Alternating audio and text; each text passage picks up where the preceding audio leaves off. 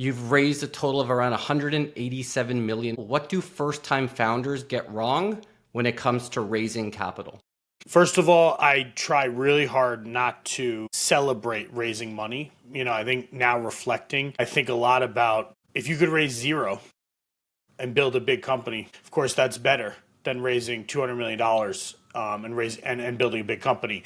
I think that the big mistake that founders make, personally, I think the number one mistake, and I made this early on, is either pitching too small of a vision and getting too in the weeds about what your product does today and how amazing it is today, or pitching too big of a vision that seems kind of crazy and not showing any way that of how you're going to get to that vision. So if that makes sense, like I think it's the two ends of the extreme. Me personally, when I went out to fundraise for Better Cloud, we had this really, the way we met each other in the Google ecosystem, the Google Apps world. And I was like, we have this amazing product. We're getting 200 installs a day and it's this and that. And I was pitching this whole thing. I'm like, and we solve the problem of email signatures and we solve the problem, and it was now for our ecosystem, people loved it.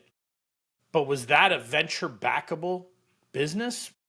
Honestly, not really. That wasn't going to be a company doing 100 million at that time, which was a big amount of ARR. It wasn't that. And then you have the other end of the spectrum of the people who go out and raise. I had someone pitch me the other day, and literally the third slide, no exaggeration, the third slide, they're pre-product, pre-revenue, and the third slide said, on a direct path to being a decacorn. Okay. I said, how is that? You just started the company. Like, please don't put, so that gives you the kind of the extremes. Now, the right way, and what I think I got much better at over time, was telling people, this is what I do today. This is what the company does today. This is why this is really, really important to the world. But this is just one step in the journey to completely changing how IT works. And I can show you the steps to go from here to there. It may take us a decade, but I can show you those steps, and my vision is that big. And the reason all this is important, and the last thing I'll say on this, the reason all this is important is because if you think about venture capitalists, they need to back companies that return their funds 100 times over. Yeah. They need to back the generational companies. They need to back the Slacks and the Datadogs and the Zooms and the companies that are these generational companies. And so you telling them about this small little thing, even if that business is going to do tens of millions super efficiently, even if it gets sold for a couple $100 million, most VCs, that actually is not success for VCs. Now, there's a lot of other ways to raise money, but if we're talking specifically about venture capital, that's the mistake that I think people make. Okay. Too small or too big, and not pulling the two things together. So imagine you're a first-time founder, and let's say you have what you think is a good idea, and it's probably it's not the Stripe of the world. It's not this giant idea, and you're like the most talented technical person in the world. You have a good idea. Where do you start? Like, how do you you mentioned what you do in the meeting. How do you even get a meeting, whether it be with angels or VCs? Like, how did you do that kind of back in the day? How did you even get your foot in the door? I think that the first thing you need to do, this is the advice I give founders that I meet with right now, is the first thing you need to do is figure out this idea that you have, this really good idea. What type of business are you trying to build? Are you trying to build a lifestyle business? Something that, good idea, you're going to get some revenue, you're going to be able to really have a nice lifestyle running this business. Probably no investors, no partners, and you're not trying to make it huge. The next one, do you want to bootstrap a business but make it big? There are some really successful companies, the MailChimps of the world, fully bootstrapped, no money ever taken. Founders owned 100% of the company at the end, but they got to hundreds and hundreds of millions of revenue. That's a bootstrap business. Do you want to seed strap the business? Do you want to raise maybe $1 million or something like that just to get you off the ground? But that's really as much as you want to build, because even if you get to 10 million of revenue, you want to have a good outcome. Or last one, do you want to swing for the fences and try to build a venture-backed company? Those are very different companies. So let's focus on the third one, which is I need to raise $1 million to get things going. Because I think that's a realistic situation where maybe people would bootstrap or do it themselves, but they don't have the money. They need a little bit more. They need some talent, but they don't have that I'm going to swing for the fences mentality yet. And if they really were those people, they might already be connected and have ways in. So how about you're that Yeah. person that wants to raise the $1 million? So I think if you're trying to raise that $1 million, my advice to people is if you've never raised money before, put together an email to every person you know, basically in the world. And if you've never asked people for money before, but this is an idea you're really passionate about, and you put together an email, maybe a video of you explaining it, maybe a deck, not a big deck, but 5 slides, maybe a demo of something that you put in Lovable and you designed, and you send an email to friends, family, people you've worked with in the past, all that, and say, this is my idea. I am very passionate. I'm very excited about this idea. I have never decided to be an entrepreneur until I came with this idea because of these 10 things. And I'm looking to raise some money to get me off the ground. I don't know where this business is going to go, but I need X amount, 500,000, $1 million. And I'm looking for people who either on this email thread want to support me or who know people that are kind of in the space or angel investors or whatever the case may be. That is where I would start. I have given that advice to so many founders, and it is amazing. Even people who don't think that they have networks, even people who say, no, I don't have high net worth individuals, because if people care about you and you show them that you care about this idea, they will try. They will try, whether it's their money or they connect you to someone, and that is how it all starts. That is literally, and it's going to take many different layers, many different conversations. But anyway, that's if you said to me, what is one piece of advice? A really passionate email. Some people do they do an email with a link to a Zoom that they're going to, present to everyone. You would be surprised. I've seen people without crazy networks, quote unquote crazy networks, raise $1 million in 3 weeks. Okay.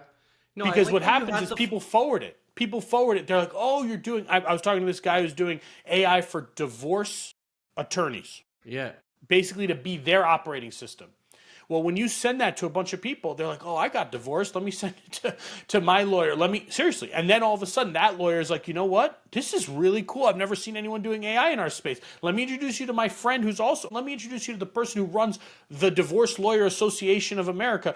Before you know it, you're having all these meetings. That would be my recommendation. Yeah, I think that's interesting because even for me, I've only bootstrapped. And then when I think of ideas, a lot of the time I'm like, this isn't big enough for VC funding. So then my default is I'll just self-fund it or bootstrap because I can. But there probably is a happy medium where I could raise a small amount and just use that to get started. I mean, in your case, I would say people would probably be asking you if they're going to, I'll tell you, in the early days of Better Cloud, I had friends, I was much younger, that was 13 years ago. So my friends didn't have weren't as successful at that time. But I had friends basically not begging me, but asking me please let me invest. Please let me invest in Better Cloud. And I said no, because I thought I don't want to lose their money. I did the same thing with Synergize, and I also didn't want them to know how well the company was doing. I had all sorts of reasons why I said no, but I could have said yes. Yeah, but that's my point. And then afterwards, people were like, Dave, why didn't you let me invest? And I said, well, because I honestly did not want to have that pressure of losing your money. And it's interesting because now when I do angel investing, someone that I really believe in, that's been worked for me, that's been really successful, I'm like, please let me invest. This, you're doing me a favor, right? Yeah. I mean, that's the truth. And so I think that if you really believe in the idea and you go to your network with an authentic ask, people I literally guarantee you'll be surprised how much traction you can get in a short period of time. Yeah, I think that's a great starting point, right? And if that doesn't work out, then you can try every sort of cold outreach to anyone and see how that goes. But definitely start with, okay, who are all the people I know? Who are all the people I've worked with in the past? Maybe there's nothing there, but there's no harm in sending that email or that LinkedIn message and saying, hey, we haven't talked in 10 years. I'm working on this. Are you a fit or do you know anyone? And what's the worst that can happen? No response. And do you have any ideas? And do you know anyone else working on it? And do you have, actually I met someone yesterday who had told me he did this. This is how I got to him. He reached out to his network. They reached out to me. I had a meeting with him, and literally within 3 weeks of the first meeting I had with him to yesterday, in that period, one of the people who he had outreached said, "I know another founding team working on the same idea. You guys should just do it together."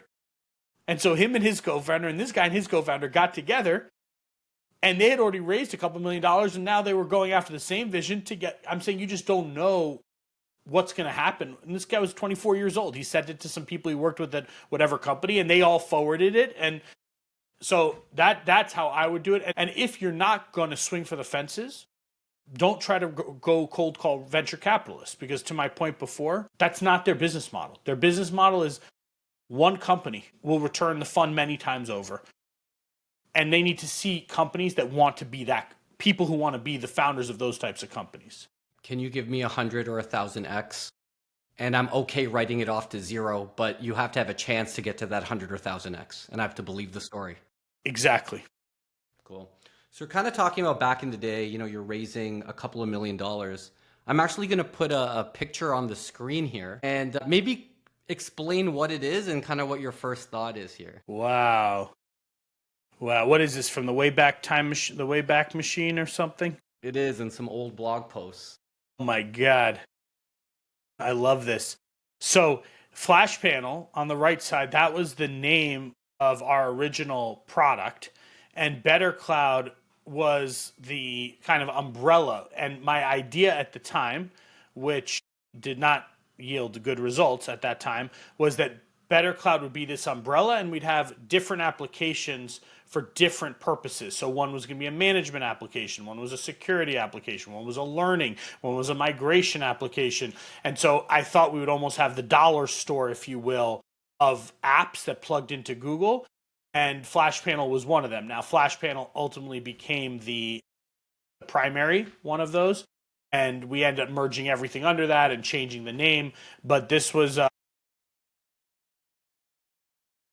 the first version of our product with that name. What was and the Domain beta tag. Watch? Was that a product? That's what says Domain Watch. Was that before Flash Panel? So Domain Watch, this was a scrolling thing, and Domain Watch was one of the products. So that was the securing your application. So at that time, if you remember, you had literally no control over any of the security settings in Google Apps, like actually no control. And so Domain Watch was essentially your security application for Google Apps. That's what that was, which was different than the Flash Panel application, which was more your user management application. For sure. And again, really stupid idea. Really, at the end of the day, stupid to have it all separate, because they were really like additive to each other. And this way, it was just this disjointed experience with different brand names. It was so looking back, that wasn't a good idea. But you know what? It was an idea, and you went for it. And ultimately, I think what this shows is, like, when you raise that initial small amount of capital, the story was a lot smaller, and it was a lot more disjointed, and it was very different than when you're raising closer to acquisition and you have this big grand vision of like unified SaaS and all these type of things. 100%. The evolution from here to there was, and by the way, the funniest part of this, you showing me this on the slide, is when we started and we were going to do the change from Flash Panel to Better Cloud, like as the primary product name, I got so nervous. I'm like, but no one's going to know Better Cloud. They know Flash Panel, and this is going to derail the whole company. And then you realize no one gives a shit. And basically, at that point, we were so small, no one really cares, but you have all these anxieties. Oh my God, the pricing, the this and the name and the logo anyway, so it's a good reminder, actually, when you put that up there. It's a good reminder of how much things changed and how little in the early days did it actually matter. I mean, when you're a big company with thousands of customers, whatever, I mean, that's a different story. But I think that's it. You can iterate and make changes in the early days, and it feels big to you because you feel like everyone's seen your logo, everyone's seen your brand. But the reality is like they haven't got the repetition with it the way you have. You've seen it 100,000 times because you see it all day. They've seen it once or twice. They don't even notice half the time that you changed the logo or the Exactly. name. Exactly. Or the price. People freak out about price and they're like, no, no, no, but they saw the, I'm like, who looked at that page and is going to remember what that price was yesterday? Like nobody. And what's the worst that's going to happen? They're going to say, "Hey, the price changed," and then you can negotiate, or Right. you could tell them that the Right. price has gone up, right? Like there. Exactly. Yeah, absolutely. So I do want to kind of stick with that, right? So flash panels kind of going, things are starting to pick up. And it seemed like when it came to distribution, you had a real singular focus early on. Can you maybe talk through how you picked the Google Apps Marketplace as that bet on distribution and the evolution of that and how that kind of, became the thing that grew the company? So when we started the company, I had worked at a company before called Cloud Sherpas. Cloud Sherpas was one of the largest, it was one of the first Google Cloud partners and then became the largest over time. And so when we started Better Cloud, when you looked at how are we going to get distribution, there was really no centralized place for all these Google administrators. It didn't exist anywhere. And so for us, we had to leverage where are they going? And at that time, the Sales Google Marketplace was very similar to Salesforce App Exchange. And that's what they were trying to copy. And we said, okay, if we're trying to find our customer, this is the place where our customer is. And if this is where they are, we're going to go after this channel. The other thing was that we had very little money at that time and very few people. And so it was like, let's spend here because this is actually organic. There was no way to spend money to be ranked higher or to run ads. Like it was all organic. And so we put our entire energy into that marketplace. And if it wasn't for that marketplace, honestly, we would never have gotten anywhere. We may have never gotten to 1 million of ARR if it wasn't for that marketplace. And so what did we do in those early years? We had an intern, his name was Andrew, and we had him every hour for like 5 days, monitor the marketplace and look at the listings, what ranking, how many reviews, how many installs, and he would every hour in a spreadsheet. And what we noticed is that every 12 hours at 3 a.m., and you remember at 3 a.m. and at 3 p.m. Pacific time, Eastern time, so 12 and 12 Pacific time, the marketplace would update every day, twice a day. And then we started to understand that to get above the person who's currently above you in the listing, you had to get 20% more installs in a single day.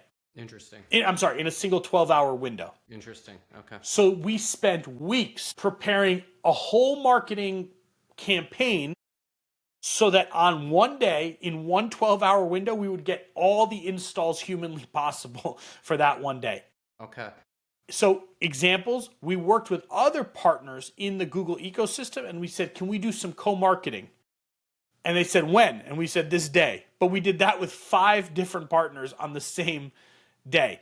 We went and all the email addresses that we had collected for Google admins, all the same. Everything we did, one single day, we did the massive push. And we moved to number 1 in the marketplace that day.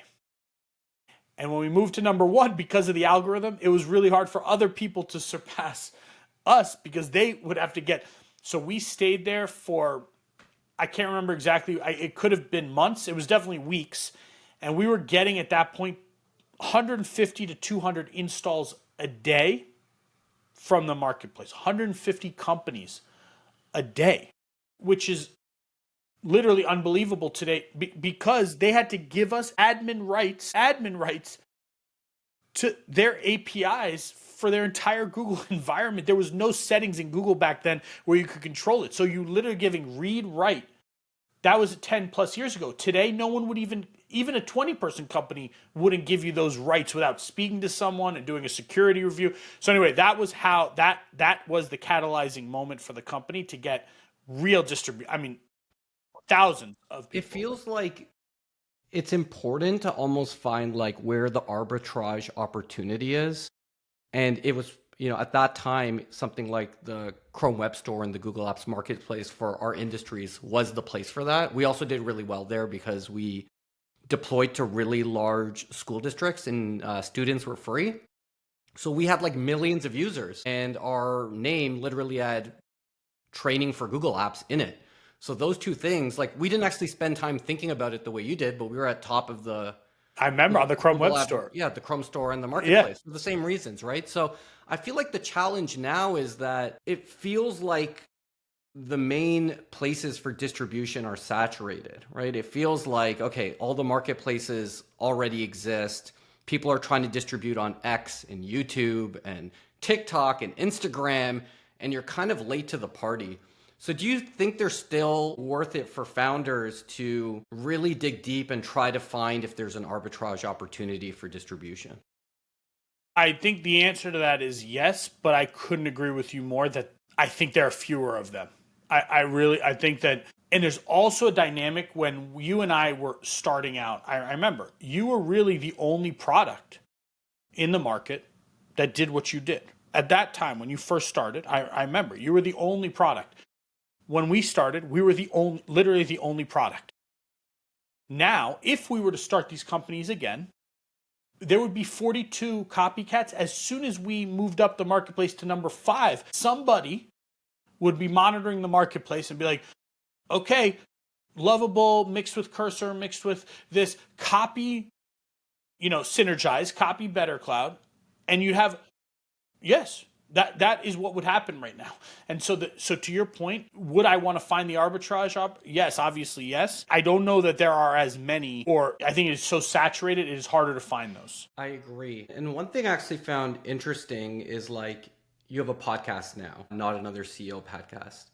And it seems like your main bet for distribution is Substack. A, is that accurate? And B, why? That is accurate. And the reason why is because I love LinkedIn. I've been on LinkedIn. I checked the other day for 20 years, and which is kind of crazy to think about. But I love LinkedIn. But you don't really control your audience on LinkedIn. The algorithm controls what gets served to who, when. That's how it works. You don't really control your audience on YouTube.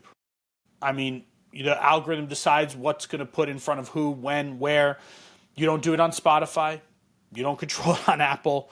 You really don't control your audience on any of these platforms. I mean, maybe Instagram is like the most, because you know that everything you post is going to at least be seen in stories or whatever, but you don't have as much, even there, you don't have as much control.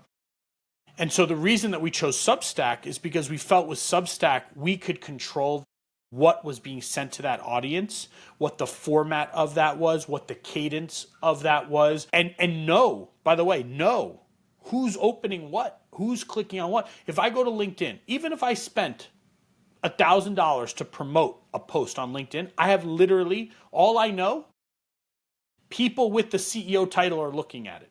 I don't know who the person is. In Substack, I can see this person is engaging with our content, is opening it, is engaging, is spending time on the articles, is downloading the podcast. And so to me, the reason we like Substack is because we control our relationship, the relationship we have with our audience. And I think it's paid off. By the way, talking about arbitrage, there's all this like interesting stuff that is happening in Substack. It's like a subculture where people are helping each other build their audiences, and it's pretty effective. Like, hey, I'm going to refer this publication because it's very relevant to my readers. They're going to refer me, and you start to actually have this really good way. And again, back to the point, you see exactly who is getting referred from exactly which publication. You have all of that detail. And so that is the reason we chose that.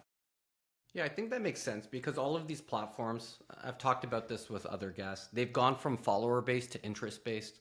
So they used to be that if you are being followed, you'll see the content. Now they'll push out a little bit of the content to people who they think are interested. And if they don't engage with it, it's done. It doesn't go. Right. You don't Right. see it.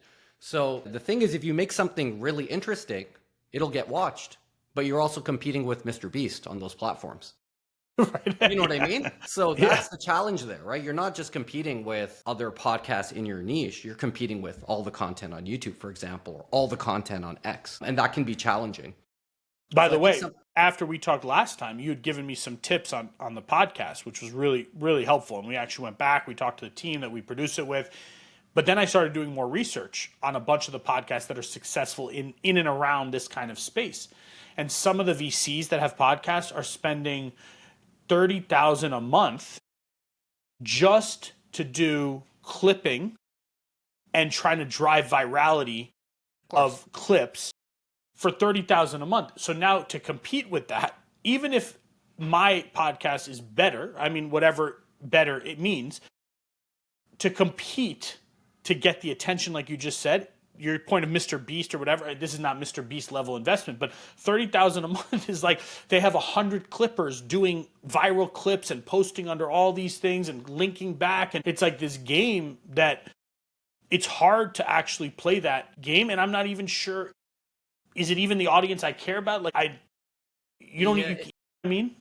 for sure. I think YouTube is probably one of the, if you can win at YouTube, it's probably the most valuable, because if you can win at YouTube, it's easier to win everywhere else. But the amount of effort and work it is to try to win at YouTube, and the amount of iterating and like optimizing thumbnails and A/B testing titles, like it's not the same game as some of the other places. So I think something like Substack for a education and business audience makes a lot of sense, right? You get their email, and then they get an email once a week or whatever, and maybe get a clip of the show, and here's what's useful. And these are also pretty busy people who don't really have 2 hours to watch 15 podcasts in a week that they're following. So I think through that lens, it makes a lot of sense.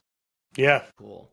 So I'm going to move directions now. So I found this story really interesting. So you've said that your dad would literally take you to meetings when you were 10 years old, give you a piece of paper and say, take notes. And then when you were at Emory, he would BCC you on every email. Can you maybe talk through some of those experiences and how they helped you as an entrepreneur, but in a way that would be impossible from just reading or listening to podcasts? Yeah, so yeah, starting at a very young age, my father was really busy, and the way that we would spend quality time together was I would go after school or before school or on the weekend when he was working in his office, which was very close to our apartment. I would go and sit with him, and I would just literally, I would sit, he would do phone calls on speaker, and he would be speaking to the other person, and I was sitting there, and some were interesting, some were not interesting, some were important calls, some were not, but I would watch. Sometimes I would sit in his conference room when he would have a meeting and just observe how he would talk to people and get up on the whiteboard and do all this stuff. And that was at a truly a very young age. And then as I started getting a little bit older, let's call it now like 15, 16, he started doing a lot of work internationally. And so he was spending a lot of time in Russia, in China, in Turkey, in Nigeria, all over the world. And he would take me with him on his trip. So when I had off from school and he had a trip, which was very often, he would take me with him. And we would go.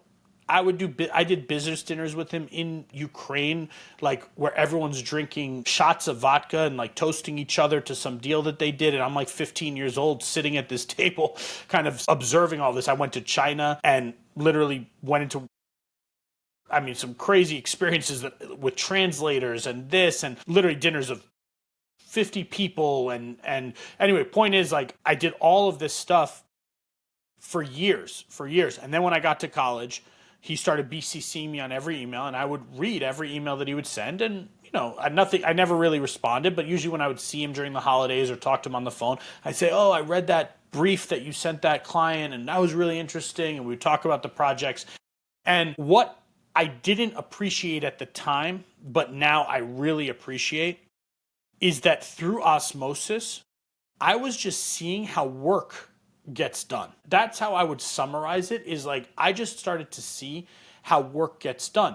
I understood the dynamics of a business dinner, which, I don't know, if you're coming into the work world, you don't know how business dinners are held. You don't really understand the dynamics of that dinner. You don't understand the drinking and the celebrating, but also like the business dealings. And you don't really understand that. You don't understand how to behave in a tough negotiation because you don't know how far to push. You don't know. And I observed literally all of these things. You don't know how to deal with different I mean, for myself, I wouldn't have known how to deal with different cultures and different business and in different languages. A direct translator, like simultaneous translation as you're speaking to someone, and how that dynamic works and how you build relationships even if you can't speak to them in the same language. Like all of those things are things that are really hard to just read about versus sitting and observing and watching.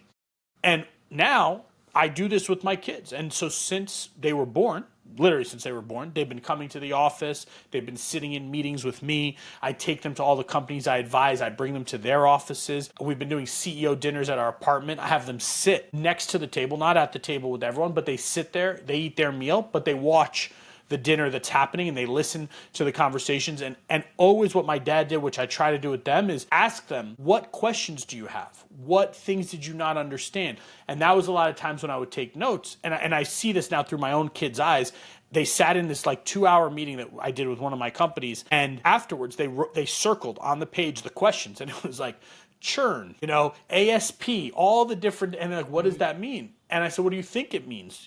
Trying to talk through that. And so to me, that is the answer, is like, it just showed me through osmosis and through experience, which is how I like to learn, how work is done. And it demystified. I was not scared at all. When I started working, I was not scared. By the way, I was excited. And when I started working, I probably was working at the pace of someone who had been 5-6 years in the workplace when I was only right out of school. And I think that's what it gave me. Do you feel that it helped make you an entrepreneur, or do you think you had that curiosity and your dad helped you lean into it? I think it helped me be an entrepreneur because I wanted to be him.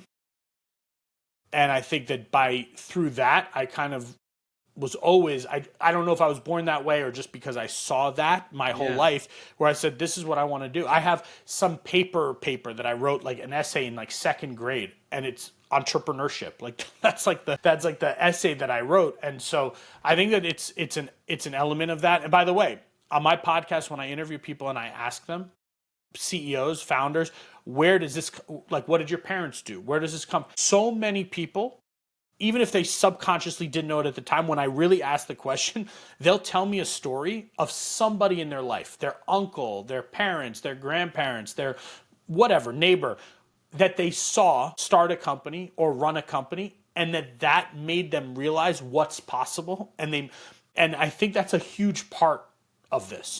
Yeah, you hear a lot of stories where it's, we went to so-and-so friend's house and their house was really nice. And then we asked our parents what they did on the drive home, and they were business owners, right? Like there's a lot of those little stories. Exactly. They're like, oh, that's interesting, right? And I feel like as someone who has kids, like there's this challenging balance of immersing your kids into things that you know are useful, things like entrepreneurship, having high agency, etc., but also allowing them to immerse themselves in things that are uniquely them. And I feel like that is one of those more art than science part of parenting. I think it's so hard. I find myself a lot of times thinking maybe my kids don't want to run companies, be entrepreneurs, and I have to your point, it's like this balance where, and by the way, I want them to enjoy, for whatever reason, to your point, whether I was born with it or it was through watching my father, I don't know, but I love building. I loved it. If people ask me sometimes, like, what's your dream? I would ask people in interviews, what's your dream job? You can do anything in the world. Money doesn't matter. And they would give me whatever answer, talk show host, astronaut, literally I got all kinds of answers. And then they would say, sometimes they'd say, what's yours? And I would tell them this, this is actually my dream job. And I think that for me, the thing with my kids is I just want them to see that it's possible. And to understand that even though it can feel like this very scary thing, even with not another CEO, from the day that I started it, I told them, I'm going to start this podcast. I don't know if anyone was going to listen. And then we started going, and then we did our first event. And my kids said, can we help you promote the event? Because I said, I'm trying to get 100 people there. They said, let us try. They did a whole video in Canva. We posted it. It got more registrations than my own promotion. And I told them, you got 70 people to register Amazing. for this event. Yeah. And they're like, oh, so I just did a Canva video in 10 minutes and you got 7. And then I had them host the event and they were the ones checking people in and they were the ones. And each step of the way, they're kind of seeing it's possible. Whether they want to do it or not is going to be their decision. Yeah, I think what you want to teach them is that they can make decisions and do things on their own. Exactly. You know what I mean? Like the agency, right? Like, I don't want you to have to go and ask me for every decision when you're older. Like, I want you to be able to make that decision, understand what you want to do, and take the actions. And I think teaching them entrepreneurship kind of does lead them in that direction. But ultimately, if they choose a different path, like an entrepreneur, they need to figure out those steps on their own. Yes. Cool. I'm going to put another image on the screen here, okay? And this one has a few of your guests and then a few books you've talked about in the past. You can go in any order you want and talk about anything you want. You can cover everyone or just some of them, all right? Okay. I like this. I'm going to start doing this on my podcast. Okay. Wow. Okay. Well, I'll start the Delivering Happiness book. I'll start there because that one for me really changed my view on like really delighting customers. And it was a huge value. At Better Cloud, the value was strive to delight. And it was really based on this. And it was this idea of just, of course, Delivering Happiness is about a consumer brand, Zappos. But for me, it was how do we take that mindset and philosophy to enterprise IT? Like, who does that? And we dedicated the company from day one was all about how do we deliver that. And so, for example, we did things where we did proactive support. Proactive. We literally would look for errors in our product. And if there were errors, we would live chat an agent and live chat the customer and say, we see errors. You haven't opened a ticket. We are seeing that you're getting errors on this page, and we want to help you solve those errors proactively. That's an example of delighting. When our customers would come to our customer summit, we would literally, we made them custom swag, like hoodies with their name engraved, and when they showed up, we had a handwritten note for them with a bag, and the person on our team memorized their faces, and when they showed up to the hotel, gave them the bag. Hey, Rick, thank you for joining. We're really excited. Goes back to his room. He has a hoodie with Rick on the sleeve. He has a handwritten note from me. Anyway, so that really impacted us a lot. Festivals of Nigeria, that book, that's something, my father's hobby is photography. And like I mentioned, he's done work literally in all over the world. And in Nigeria, he traveled to the outskirts, places I'm pretty sure very few people have traveled to, and he went and took photos of the most important festivals that occur in the country of Nigeria because he was doing a lot of work there. And so he created this beautiful book. He's done a couple of books actually about Nigeria. He's done one on Israel.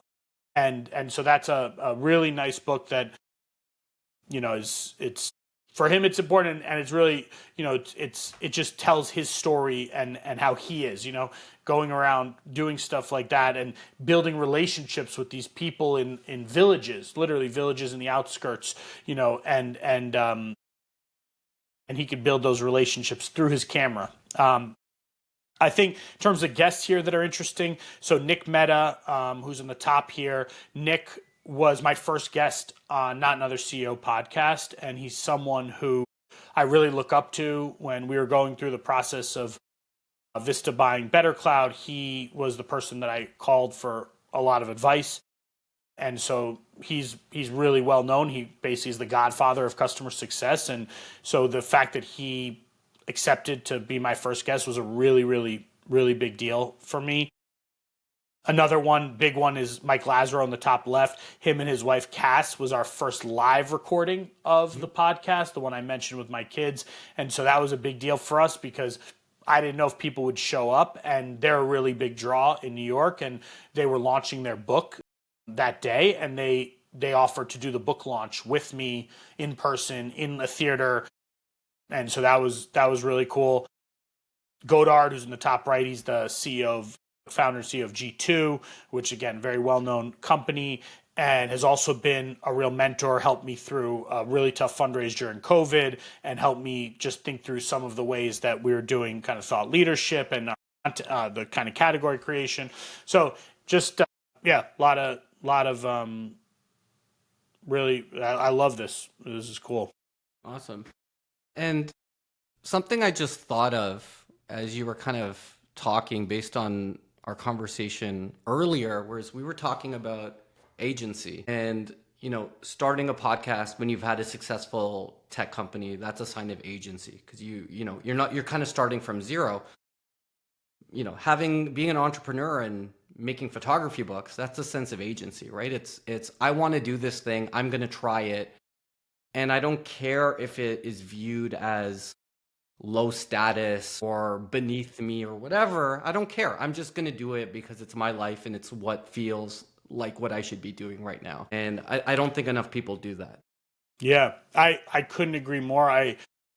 When I was starting to think about the podcast, I was doing it purely because I wanted to learn and I wanted to share the knowledge out to the world. And we've talked about it, similar to what you're doing with this podcast. And a lot of people like, Dave, you're going to do that.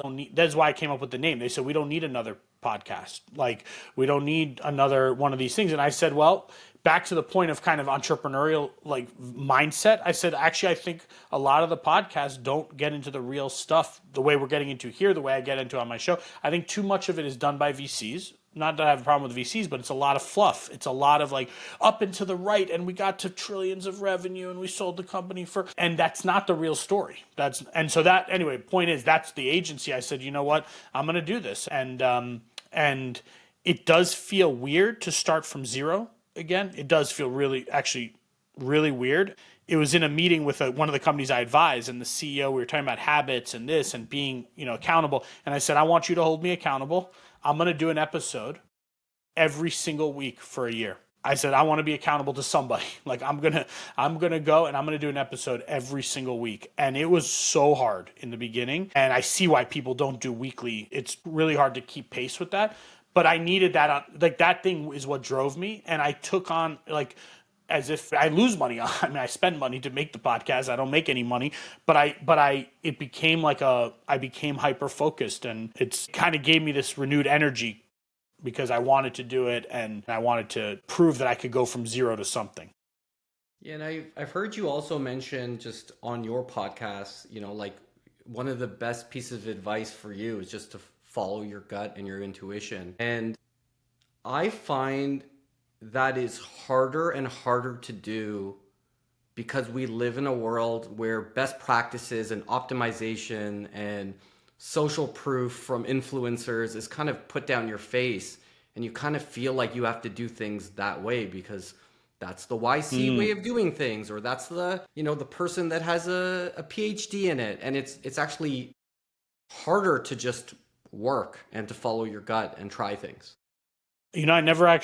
I actually haven't thought about it that way. It's true. Even if you don't know it, you're getting pushed the right way all the time. Like, it's actually a really good point. You think you're like, oh, I should do this. You should always eat 3 meals a day, blah, blah. It's like, that's the best. And then the next day, it's like, you must fast for 40 million hours straight. And then that's the right thing. And then the next day, like, I don't know, that's what I feel like I get served. I'm like, I don't even know I feel better when I do this. Shouldn't I just do that? And it's like, nope, this new thing says, literally, this is like the last couple of weeks, somehow I got served with all this like fast for 5 days straight and you'll never get cancer, I'm like, okay. Before it was like eat 400 meals a day every 15 minutes. Like, I don't know. It's a good point. No, I never thought of it like that. It's hard to trust your gut. The best thing that I've come up with is what optimal is what you will adhere to long term and that you can do in a relaxed and flow state. Like, I don't care if it's diet, I don't care if it's training, I don't care if it's startups. It's like, what are you going to be able to do long term that feels right for you and you can continue with? And sure, you can read and use some best practices there, but there's this over optimization of like, you need to validate every button, every feature, everything with the customer. It's like, what happened with just like trusting your gut and living with the results? I understand Yeah. that you feel more in control when you're obsessed with data, but uh, I don't know. I feel like that can make you neurotic and you're just doing what everyone else does and you're not going to do what's uniquely you in business. Yeah, it was more like a kind of webinar with a CEO, this guy Vasu, and his company was all about like looking at the data and QA and all this stuff and bugs. And anyway, and we had this conversation where he realized, and we talked about this, like actually you have to go, the data it can be very misleading when you're just looking at data, and there's so much data and it could be extremely misleading. And I was giving this example where, you would see like, hey, this rep is doing this many phone calls and this much conversion and this much this and this, so they must be doing well because that's what the data says, like just the volume, like the metrics of the funnel. And then you go and watch the gong call, like you actually watch the call, and the computer is like looking up the person's nose. They're in their high school bedroom with their kind of, trophies from their high school sports. They're reading from a script over here. And like you will not get that from looking at the data. Mm. But when you get underneath the covers, just more to this point of like the data, the data is it can be overwhelming and misleading. You can, by the way, get customers who are like, oh, the satisfaction rate of customer support is X. But then when you get underneath the covers and you read the actual things, you're like, this is not like, the customer's probably just doing like yes because they're just, It's not delightful like you were it's talking not about before. delightful. The metric isn't right. Exactly. So I think that's a really good, in today's world especially, I think that's such an important point. And I feel like as a first-time founder, I felt that less than I do today. When I was a founder the first time, I just did things. I didn't even think about them. Why are you making admin training free? It wasn't this really smart funnel. It was like, I just think admin should have training for free. Like that was the decision-making process, and it ended up becoming a funnel. But now if I were to look at the same thing, it would be like, I would move slower. I'd be like, what's the optimal process? What is all the successful people think of this? And it's easy to feel stuck. You're right. You're right. Actually, this is the biggest challenge with post-exit founders that I meet, exactly like you, exactly like me, is that you're scared. You're not naive enough. You're not naive enough. And you think about everything that could go wrong, and you think exactly what you just described. You're like, oh man, but when I did this at that company, this happened. So now I'm going to do it, but no, I got to get this perfect. And you're not naive enough and kind of stupid enough to just be like, oh, I'm going to just go. I'm just going to try it. And you overthink too much. I've talked to so many post-exit founders who are paralyzed in this in-between state because they're scared to go all in on something without it being perfect. It's too easy to see why everything could go wrong or why momentum's not building, as opposed to before when you're just like, I have nothing to lose. There's no stakes. Exactly. And I think a lot of it is not even like a money thing. It's this like, you have this status that you have now, and everyone says they don't care about it, but then you don't want to actually lose that status and reputation. So it's interesting. Like we all play these like little games, right? And it all comes down to imposter syndrome at the core. I think it can either drive you, or kind of hold you back. It's every person. I'd say most people I've talked to, most CEOs, I talked to someone the other day on the podcast. He's sold his last company for $1.8 billion, and he sold it. He's probably late 50s. 2 weeks later, he started a new company. And I said, why? And he's like, I have a chip on my shoulder.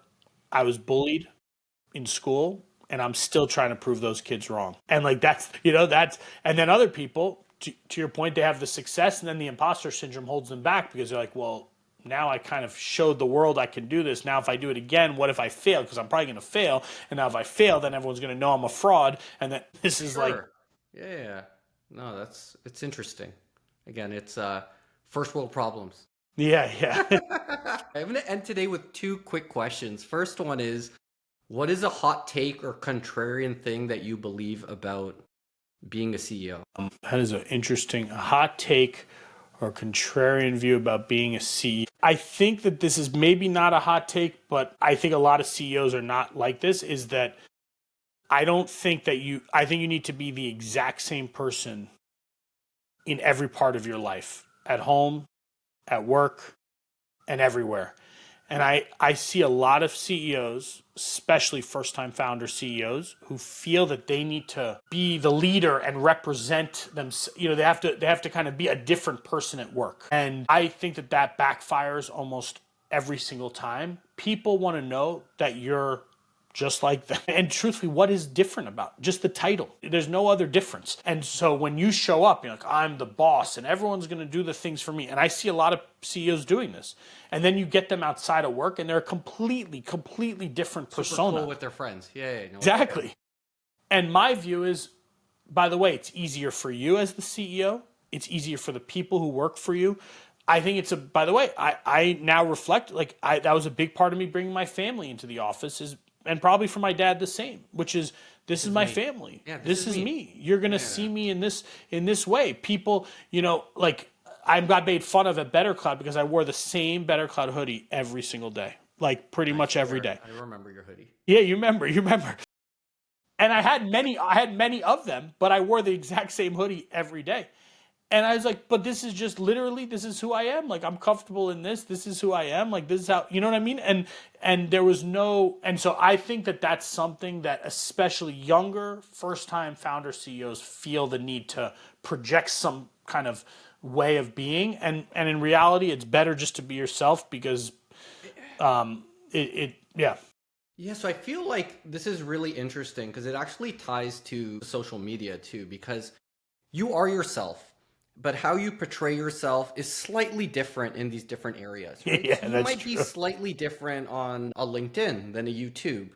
And you might be slightly different at home than at work, but you're still the same person. You're just showing different sides of yourself, right? So if you're at work, you're going to have to be more direct. You're going to have to try to get shit done. But you don't want to be this fake character, and it's being authentic in that role where I'm not the same person when I'm at my son's baseball game. Right. But I'm still here and being myself and authentic here, and I'm not trying to play a character. But I do want to get this thing done, so I might be tough here because, we have to get the work done. But I'm doing it in a way that's true to myself. Yeah, I like that. Cool. All right, and last question here, and this is kind of a fun one. So you're in New York. You used to love the restaurant Nomad, which no longer exists. What's your current go-to spot in New York City? Okay, that's a good one. We just went last weekend to a restaurant called Motek, Motek. It's on 20th and Broadway, First and Broadway, and it's Mediterranean food, and it was awesome. And it's actually right next to where Nomad used to be. And yeah, I love Nomad. It was very sad it closed during COVID, but anyway, Motek is my new favorite. My wife said to me, she's like, you're going to be calling me telling me you have business meetings, but you're actually going to be sitting at Motek eating, all the hummus by yourself. And anyway, so it's my... Yeah, that sounds good, man. All right, David, where can everyone find you? Best way is either on LinkedIn is probably where I'm most active, and you can just look up David Politis and connect there. That's probably the easiest way. Or email is just david@notanotherceo.com. Awesome. Tthanks for your time, man. I appreciate it. Varun, I love this. Thank you. Thank you for having me.